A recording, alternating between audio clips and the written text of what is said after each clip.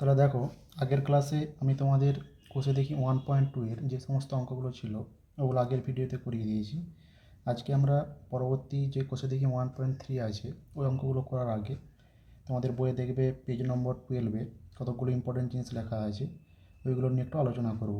তো তোমরা সবাই বইটা খুলে বসো এবং দেখো এইখানে যে এটা পেজ নম্বর 12-এ যেটা লেখা আছে যে বাস্তব সংখ্যার স্বতঃসিদ্ধ, এগুলো কিন্তু খুব ভালোভাবে জানতে হবে যে বাস্তব সংখ্যার স্বতঃসিদ্ধ বলতে কোনগুলোকে বলা হয়।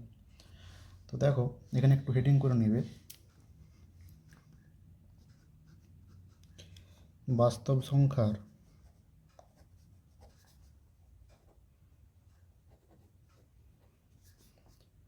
স্বতঃসিদ্ধ।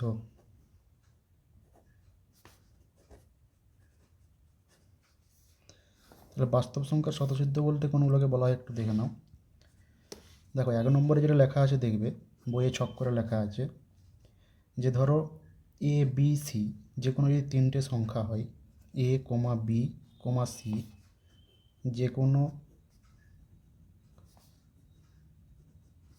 তিনটি বাস্তব সংখ্যা হলে,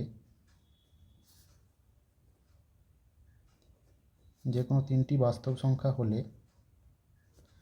আমরা লিখতে পারি এ প্লাস বি প্লাস দিয়ে সি সমান এ প্লাস আবার ফার্স্ট ব্র্যাকেটের মধ্যে বি প্লাস সি।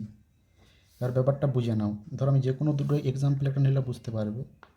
ধরো আমরা যে কোনো দুটো সংখ্যা, তিনটে সংখ্যা ধরো লিখছি 2, 3 আর 5।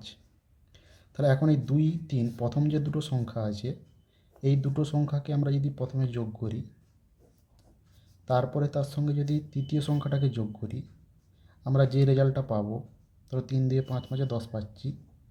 তাহলে আমরা প্রথম সংখ্যাটাকে রেখে যদি দ্বিতীয় দুটো সংখ্যাকে মানে 3 আর 5কে যদি যোগ করি 3 + 5, তাহলেও কিন্তু আমরা কত পাবো, 2 + 8 = 10। তাহলে এইটাই হচ্ছে প্রথম কন্ডিশনটাতে বলা আছে যে তিনটে বাস্তব সংখ্যাকে তুমি এইভাবে করে যোগ করতে পারো। প্রথমে দুটো সংখ্যাকে একটা ব্র্যাকেটের মধ্যে রেখে যোগ করলে, প্লাস দিয়ে বাইরে তৃতীয় সংখ্যাটা, বা তুমি প্রথম সংখ্যাটাকে রাখলে প্লাস দিয়ে পরের দুটো সংখ্যাকে একটা ব্র্যাকেটের মধ্যে রাখলে রেখে যোগ করলে, দুটো ক্ষেত্রে কিন্তু একই রেজাল্ট আসবে। এখন এই যে নিয়মটা, এই নিয়মটাকে কি বলা হয়? এই নিয়মটাকে বলা হয় যোগের সংযোগ নিয়ম। এগুলো কিন্তু খুব ভালোভাবে জানতে হবে, কারণ এগুলো অঙ্কের ক্যালকুলেশনের সময় কাজে লাগে। যোগের সংযোগ নিয়ম, এই নিয়মটাকে বলা হচ্ছে। এরপরে নেক্সট দেখো 2 নম্বর যে নিয়মটা বলা আছে যে ধরো এই যে দুটো সংখ্যা আমরা যে কোনো ধরো লিখছি, দুটি বাস্তব সংখ্যা এ ও বি হলে আমরা লিখতে পারি এ প্লাস বি সমান বি প্লাস এ। তাহলে একই রকমভাবে একটা উদাহরণ নিয়ে নাও। ধরো আমি দুটো বাস্তব সংখ্যা লিখছি 3 ও 4।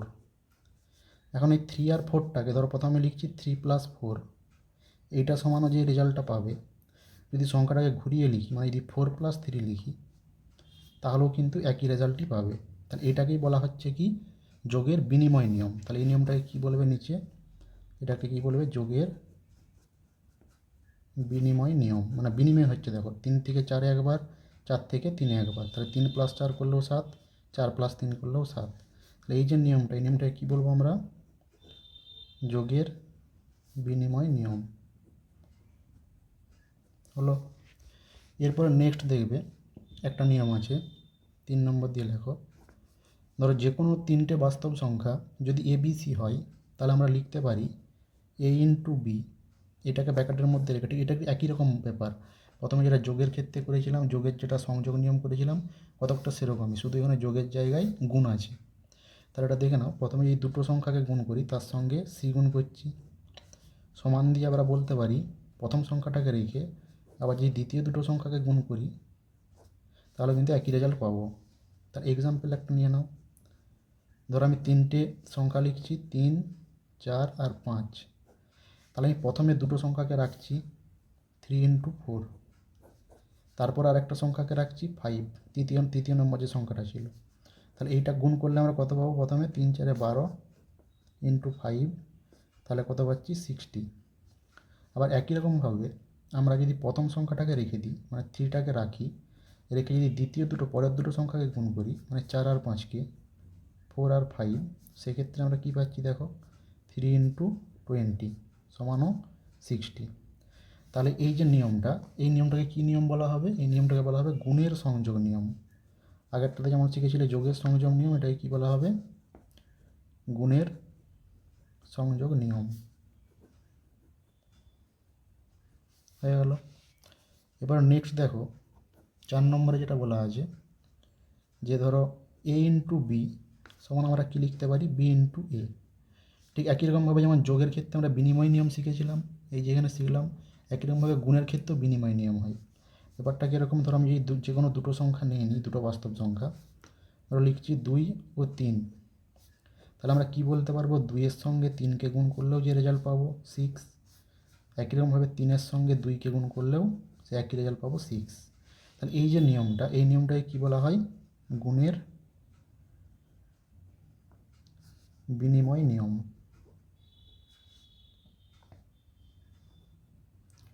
গুণের বিনিময় নিয়ম।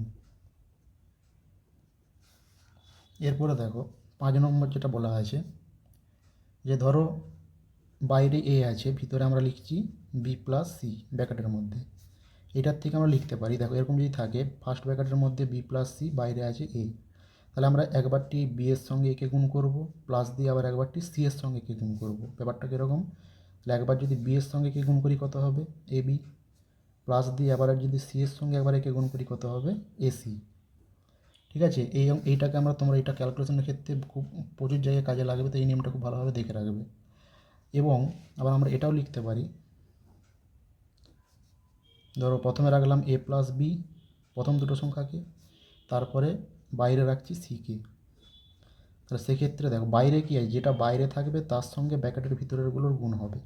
তাহলে বাইরে কি আছে? সি, তাহলে সি এর সঙ্গে একবার একে গুণ করলে কত হবে? এসি, প্লাস আবার বি এর সঙ্গে একবার সিকে গুণ করলে কত হবে? বিসি। তাহলে এই যে দুটো নিয়ম আমরা পেলাম, এই দুটো নিয়মকে আমরা কী বলবো? বিচ্ছেদ নিয়ম। মানে বাইরে যেটা থাকবে তার সঙ্গে ব্র্যাকেটের ভিতরে সবগুলোকে গুণ করে করে লিখতে হবে। এটাকে তারা কী বলে? বিচ্ছেদ নিয়ম। হয়ে গেল। এরপরে 6 নম্বর দেখো,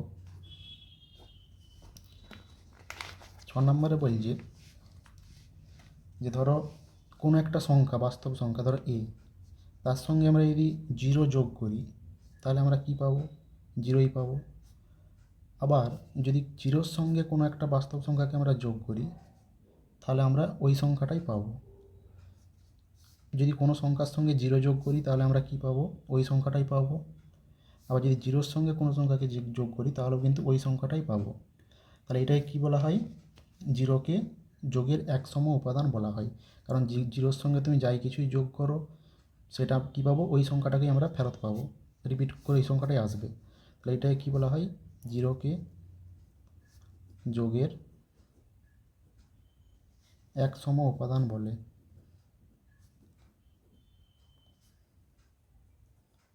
একসম উপাদান বলে। তাহলে কেন 0কে যোগের একসম উপাদান বলছে? কারণ 0-র সঙ্গে যে কোনো সংখ্যাকে যোগ করো ওই সংখ্যাটাই রিপিট হয়ে আবার আসবে।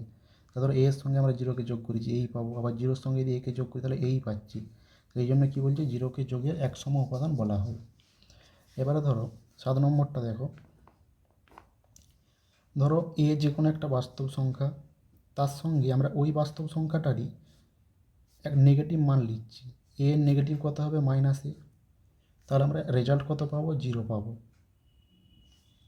আবার যদি কোনো একটা নেগেটিভ বাস্তব সংখ্যার সঙ্গে আমরা যদি কোনো একটা পজিটিভ বাস্তব সংখ্যাকে অ্যাড করি, মানে ওই ওই ওই নেগেটিভ বাস্তব সংখ্যাটারই যদি পজিটিভ বাস্তব সংখ্যা আমরা অ্যাড করি তাহলেও কী পাবো? রেজাল্ট 0 পাবো। ব্যাপারটা কী বললাম ভালো করে বোঝো। তাহলে প্রথমে হচ্ছে একটা যে কোনো বাস্তব সংখ্যা এ লিখেছি, এর নেগেটিভ কত? -এ। তাহলে সেটাকে অ্যাড করছি, রেজাল্ট কত পাচ্ছি? 0। আবার ধরো একটা নেগেটিভ বাস্তব সংখ্যা এ লিখছি, তার ঠিক অপোজিট, তার বিপরীত চিহ্নযুক্ত বাস্তব সংখ্যা কত? এ। তা সেই দুটোকে অ্যাড করে আমরা কত পেলাম? 0 পেলাম। তাহলে এই জন্যই এটাই কী বলবো? এখানে একে যোগের সাপেক্ষে এর বিপরীত উপাদান বলা হয়। এখানে কি বলবে? মাইনাস একে যোগের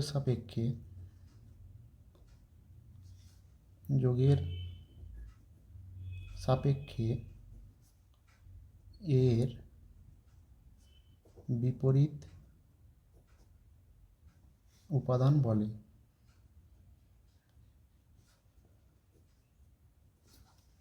বোঝা গেল? তাহলে যে কোনো একটা সংখ্যার সঙ্গে যেই সংখ্যাটাকে অ্যাড করলে রেজাল্ট 0 আসবে, সেই সংখ্যাটাকে কি বলবো? যোগের সাপেক্ষে ওই সংখ্যাটার বিপরীত উপাদান বলবো।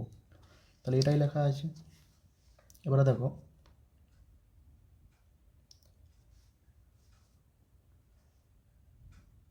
এবার নেক্সট যেটা দেওয়া আছে, আর একটা জিনিস ছেড়ে গেছি এখানে, সেটা দেখে নাও। সেটা V3টাই দিয়ে লিখে দিচ্ছি।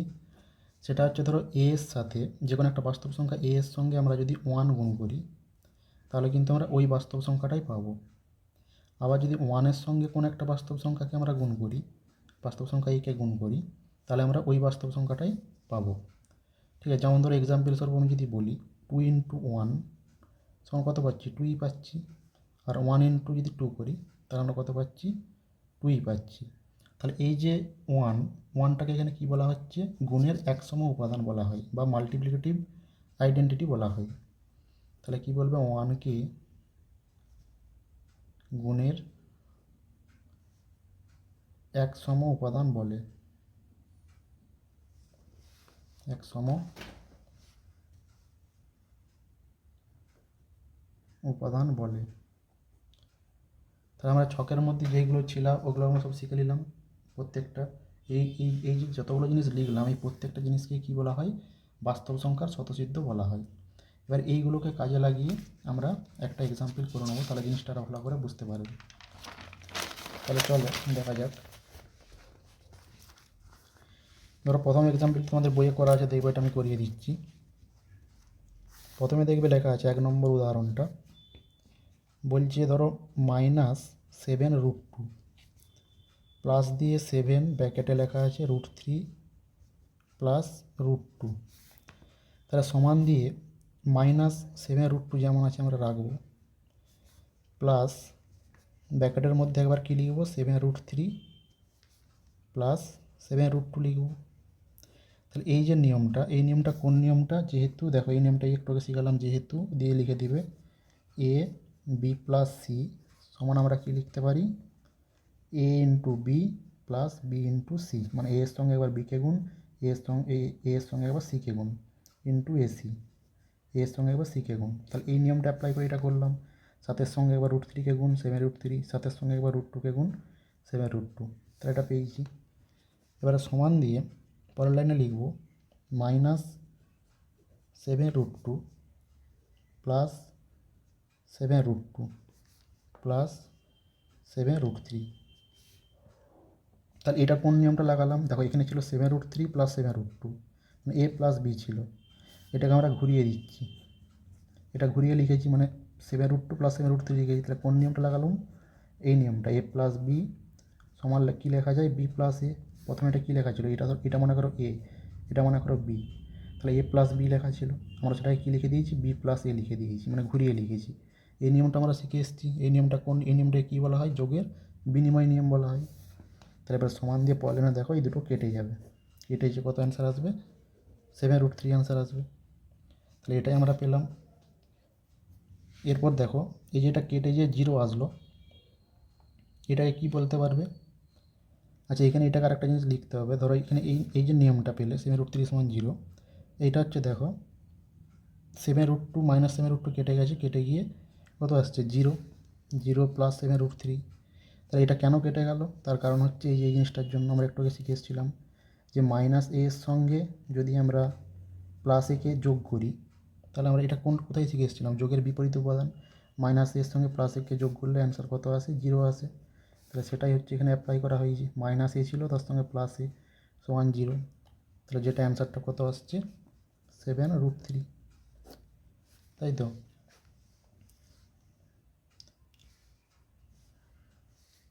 এরপরে দেখো 2-এরটা আছে, 2-এরটাও করিয়ে দিচ্ছি। দেখো 2-এর অঙ্কটা করা নেই। প্রথমে লেখা আছে 22√3 প্লাস 11 দিয়ে 1 প্লাস 2√3 সমান আমরা কি লিখতে পারবো -22√3 প্লাস 11 প্লাস 22√3। তাহলে এটা কোন নিয়মটা লাগালাম? এই নিয়মটা, a into B plus C সমান A B plus A C, মানে এ এর সঙ্গে একবার বিকে গুণ, এ এর সঙ্গে সিকে গুণ, সমান দিয়ে কি লিখতে পারবো? দেখো -22√3 প্লাস, এটাকে এবার কী করবো? ঘুরিয়ে দেবো। তাহলে ঘুরিয়ে দিলে কত হবে? 22√3 প্লাস 11। এইটা কোন নিয়মটা লাগালাম? বিনিময় নিয়ম যোগের, এ প্লাস বি সমান বি প্লাস এ, এই নিয়মটা লাগিয়েছি। এবার সমান দিয়ে কী লিখবো? সমান দেওয়ার ব্র্যাকেটটা দেখো, এখানে প্রথমে কী ছিল? -22√3 প্লাস 22√3, এই দুটোকে একটা ব্র্যাকেটের মধ্যে রাখবো। তাহলে দেখো লিখছি -22√3 প্লাস 22√3, এই দুটোকে একটা ব্র্যাকেটের মধ্যে রাখছি, প্লাস দিয়ে 11কে বাইরে রাখছি। এটা কোন নিয়মটা লাগালাম? এই যে এ প্লাস বি প্লাস সি সমান দিয়ে আমরা কী লিখতে পারি? এখানে এ তাহলে কত ছিল? -22√3, ব্র্যাকেটের ভিতরে কী ছিল? 22√3 প্লাস 11, মানে এটা বি প্লাস সি। তাহলে সমান দিয়ে আমরা কী লিখবো? এ প্লাস বিটাকে ব্র্যাকেটে রাখবো, বাইরে প্লাস সি থাকবে। তাহলে সেটা এখানে লাগিয়েছি। তাহলে এ আর বি এটাকে ব্র্যাকেটে রেখেছি, প্লাস সিটাকে কী করেছি? বাইরে রেখেছি, মানে 11টা এখানে সি। তাহলে সমান দিয়ে দেখো এই দুটো কেটে যাবে। এই দুটো কেটে কেন যাবে? কারণ এই যে নিয়মটা আমরা জানি, 0 এটা পাশে লিখতে হবে। কোন নিয়মটার সাহায্যে কাটলাম? যে মাইনাস এ এর সঙ্গে যদি প্লাস এ আমরা অ্যাড করি কত হয়? 0 হয়। এই নিয়মটা আমরা শিখে এসেছি, যেটাকে যোগের এ এর সাপেক্ষে মাইনাস এ কে যোগের কী বলা হচ্ছে? বিপরীত উপাদান বলা হয়। তাহলে কোনো একটা সংখ্যার বিপরীত সংখ্যা দিয়ে যদি আমরা বিপরীত চিহ্নযুক্ত সংখ্যা দিয়ে যদি অ্যাড করি, তাহলে সেটা কেটে গিয়ে কী হয়ে যায়? 0 হয়ে যায়। রেজাল্ট কত পাবো? 11 পাবো। এরপরে দেখো একটা ইম্পর্ট্যান্ট কনসেপ্ট আছে, সেটা হচ্ছে কি? সসীম দশমিক সংখ্যা। তাহলে সসীম দশমিক সংখ্যা বলতে কী বোঝায় সেটা একটু দেখে নাও। তাহলে হেডিং করো সসীম দশমিক সংখ্যা। ধরো আমরা কতগুলো যদি আগে এক্সাম্পল নিই, তাহলে বিষয়টা বুঝতে পারবে। ধরো প্রথমে লিখছি আমরা, তোমাদের বইয়েও এক্সাম্পলগুলো লেখা আছে দেখবে, 1/4। এই 1/4টাকে আমরা যদি ডিভাইড করি, তাহলে 4কে 1 দিয়ে ডিভাইড করছি। তাহলে প্রথমে একটা পয়েন্ট দেবো, এখানে 0 লিখবো, 4 দুগুণে 8, 8 কত হলে 2 দিলে, তারপর আবার একটা 0, 4 5 20। তাহলে দেখো ভাগশেষ কত পেলাম? 0 পেয়েছি। মানে 1/4 করে 1/1কে যদি 4 দিয়ে ডিভাইড করি, ভাগশেষ কত পাচ্ছি? 0 পাচ্ছি। আবার ধর একটা এক্সাম্পল লিখছি, 1/8। এই ক্ষেত্রেও যদি আমরা 1কে 8 দিয়ে ডিভাইড করি, পয়েন্ট দেবো, 0 লিখব, 8 1 8, 8 কত হলো 10, 2 দিলে, আবার একটা 0 নামালাম, 8 দুগুণে 16, 4, একটা 0 নামালাম, 8 5 40। তাহলে দেখো এই ক্ষেত্রে আমরা কত পাচ্ছি? ভাগশেষ 0 পাচ্ছি। আবার ধরে একটা এক্সাম্পল লিখছি, 1/5। তাহলে 1কে আমরা 5 দিয়ে ডিভাইড করছি, পয়েন্ট দিলাম, 0, 5 দুগুণে 10। তাহলে এই ক্ষেত্রে দেখো ভাগশেষ মিলে যাচ্ছে, না ভাগশেষ আমরা 0 পাচ্ছি। তাই এই যে কোনো একটা সংখ্যাকে আমরা কোনো একটা সংখ্যা দিয়ে ভাগ করছি, মানে যে মূলত সংখ্যাগুলোকে আমরা ভাগ করলে সেটা আমরা এই দশমিকে পাবো এবং সেটা ভাগশেষ 0 হবে, মানে ভাগশেষটা মিলে যাবে, সেই ধরনের সংখ্যাগুলোকে আমরা কি বলছি? না সসীম দশমিক সংখ্যা বলছি। তাহলে এখান থেকে একটা কী জিনিস শিখলাম, যে যখন কোনো একটা মূলত সংখ্যাকে তুমি ডিভাইড করবে, তার যদি হরের যদি মৌলিক উৎপাদকটা 2 আর 5 হয়, ব্যাপারটা কীরকম? ধরো আমি লিখছি 1/2, 3/10, 7/4, 8/25, 13/20। এই দেখো প্রথমটার ক্ষেত্রে হরে কত আছে? 2। তাহলে 2কে কী লিখতে পারবো? 2:1, 2 × 1। তাহলে এখানে হরের মৌলিক উৎপাদক কত? 2 আছে। আবার যদি 10কে আমরা ভাঙি, কী লিখতে পারবো? 2 × 5। দেখো হরের মৌলিক উৎপাদক 2 আর 5 আছে। আচ্ছা যদি আমরা 4কে ভাঙি কত পাবো? 2 × 2। দেখো হরের মৌলিক উৎপাদক 2 আছে। এবার মৌলিক উৎপাদক যদি না জেনে থাকো বলে দিই, শুনে নাও।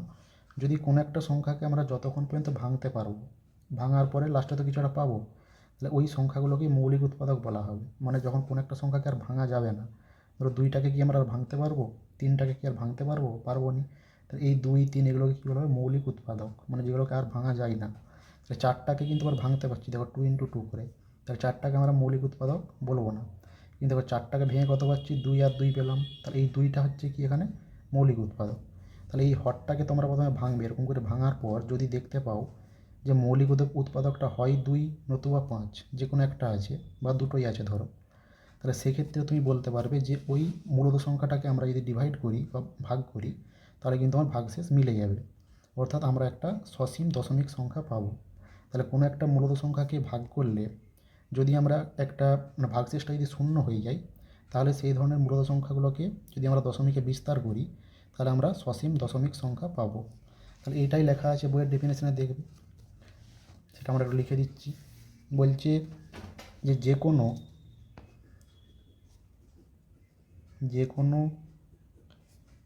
P/Q আকারের মূলদ সংখ্যার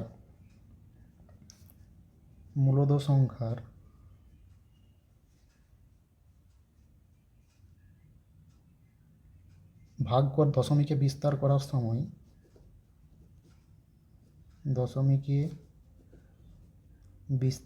সময়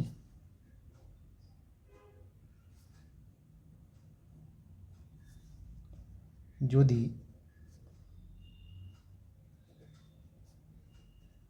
ভাগফল একটি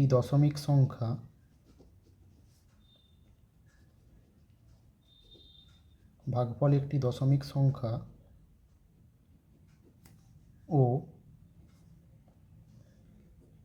ভাগশেষ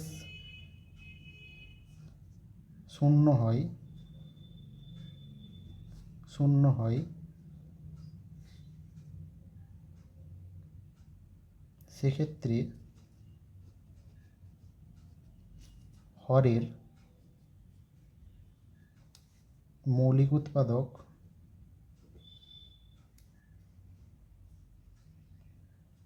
উৎপাদক অবশ্যই 2 ও 5 হবে। তাহলে ব্যাপারটা কী বললাম আরেকবার বলছি, ভালো করে বুঝে নাও। ধরো কোনো একটা মূলদ সংখ্যাকে তোমাকে P/Q আকারে দেওয়া আছে, তাহলে সেই মূলদ সংখ্যাটাকে আমরা যখন দশমিকে বিস্তার করব, তার যে ভাগফলটা পাবো সেটা অবশ্যই দশমিকে পাবো, এবং ভাগশেষটা যেটা পাবো সেটা অবশ্যই 0 পাবো, অর্থাৎ ভাগফলটা মিলে যাবে, মানে ভাগশেষটা মিলে যাবে, ভাগশেষটা শূন্য পাবো।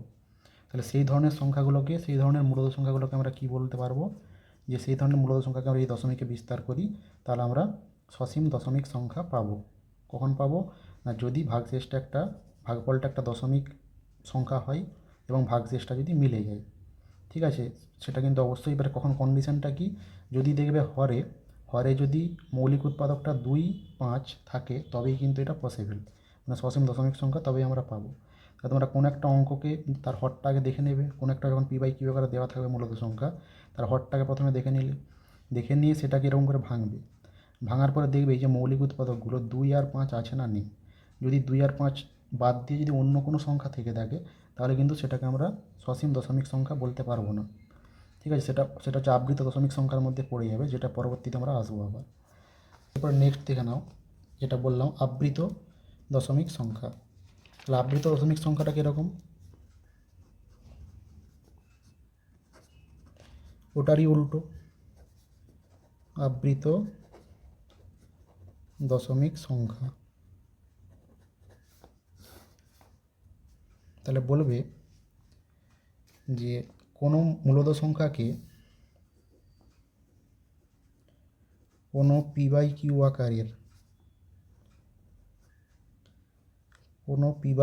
আকারের মূলদ সংখ্যাকে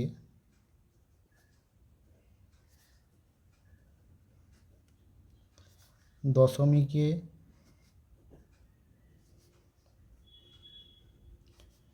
বিস্তার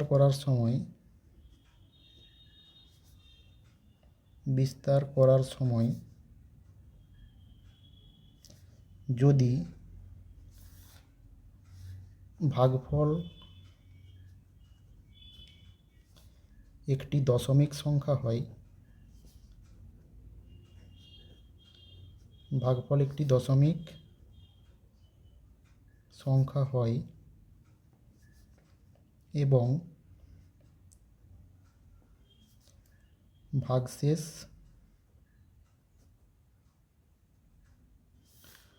শূন্য না হয়,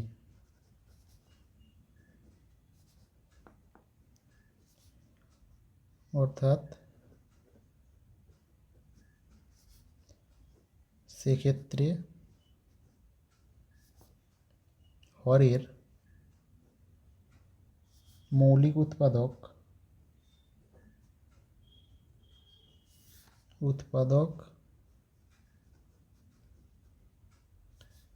দুই ও পাঁচ ছাড়াও অন্য কোনো সংখ্যা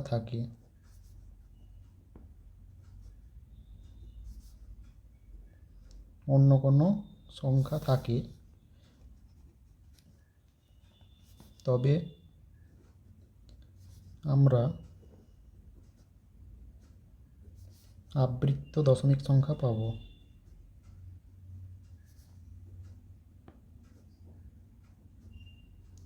আবৃত্ত দশমিক সংখ্যা পাব। তাহলে একটা এক্সাম্পল নিয়ে দেখে নাও। ধরো 16/7, এটা আমাদের বোঝা আছে।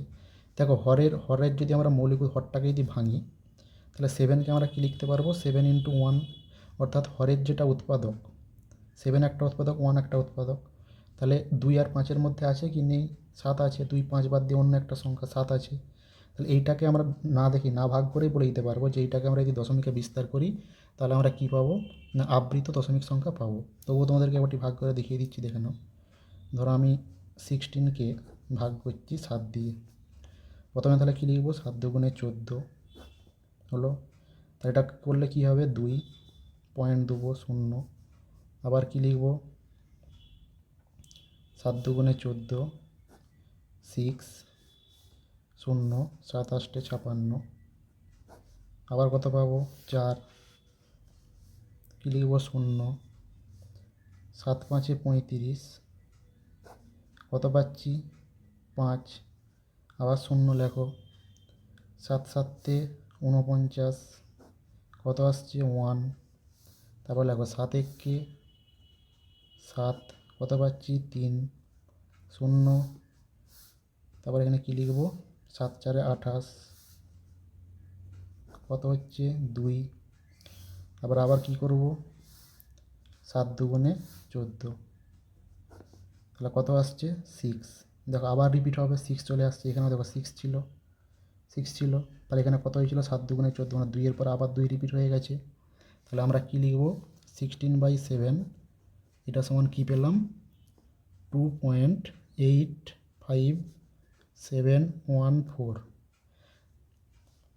2.2 ছিল, 2.2855714।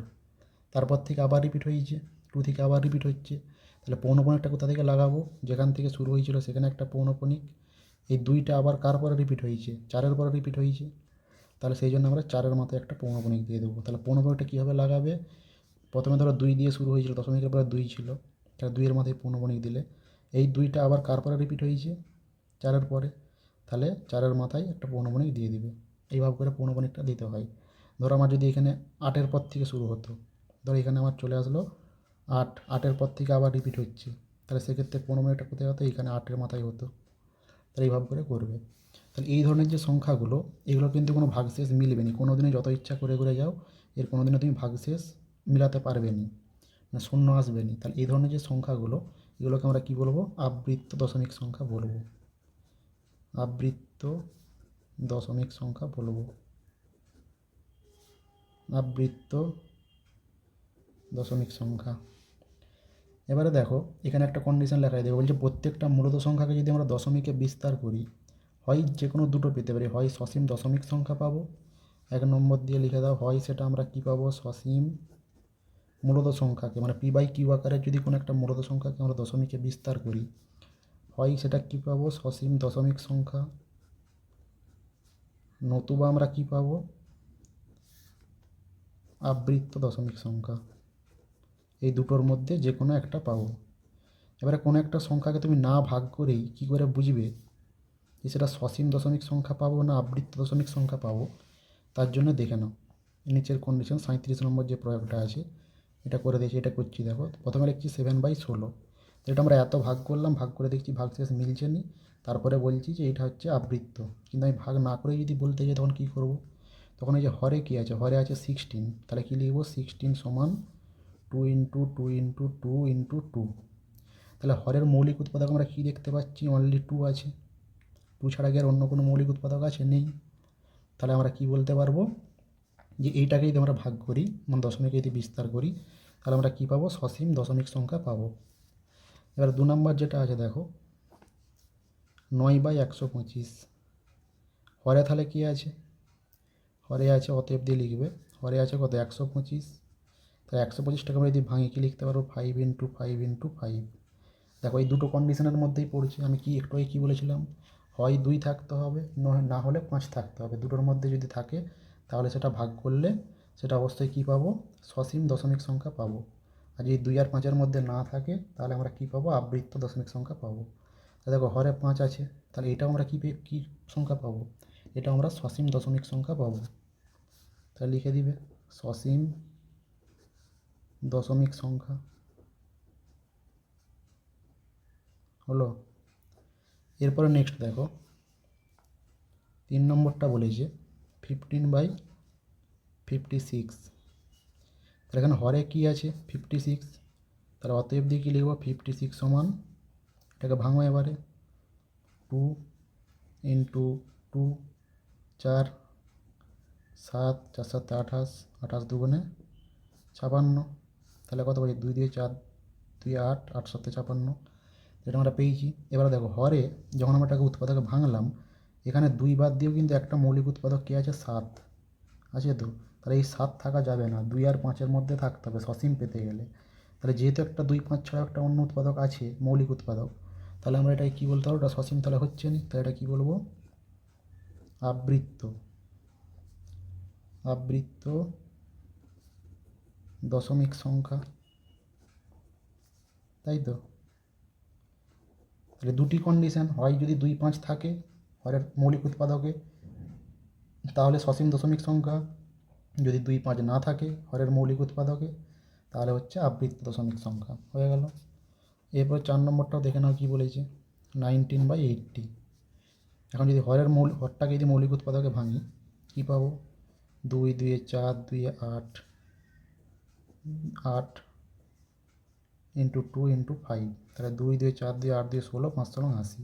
দেখো হরে মৌলিক উৎপাদক 2ও আছে 5ও আছে, তাহলে 2 5 দুটোই আছে, তাহলে অবশ্যই এটাও কী হবে, সসীম হবে।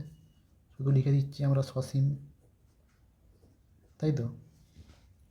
5 নম্বরটাও দেখো কী বলেছে 3/24। তাহলে এইখানে কী বলবে, হরটাকে যদি আমরা আবার ভেঙে নিই 24কে কী পাবো, 2 2 4, 2 8, 3 24।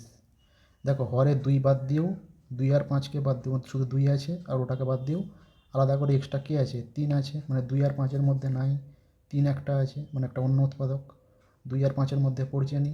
তাহলে এই যে এটাকে কী বলবো, এটাকে এই দশমিকে বিস্তার করে আমরা কী পাবো, আবৃত্ত হবে, আবৃত্ত দশমিক সংখ্যা, আবৃত্ত দশমিক সংখ্যা। তাহলে আজকের ভিডিওতে এইটুকুই। পরবর্তী ভিডিওতে আমরা যে কোনো দশমিক বা আবৃত্ত মূলত সংখ্যা যেগুলো থাকে সেগুলোকে কী করে, মানে আবৃত্ত দশমিক সংখ্যা, সসীম দশমিক সংখ্যা, এগুলো কী করে মূলত সংখ্যায় স্থানান্তরিত করতে হয় সেগুলো শেখাবো। ঠিক আছে, তো চলো আজকের ভিডিওটা যদি ভালো লাগে অবশ্যই চ্যানেলটাকে সাবস্ক্রাইব করবে এবং পাশে থাকা বেল আইকনটি প্রেস করে রাখবে যাতে করে তোমরা প্রত্যেকটা ভিডিওর নোটিফিকেশান সবার আগে পেয়ে যাও।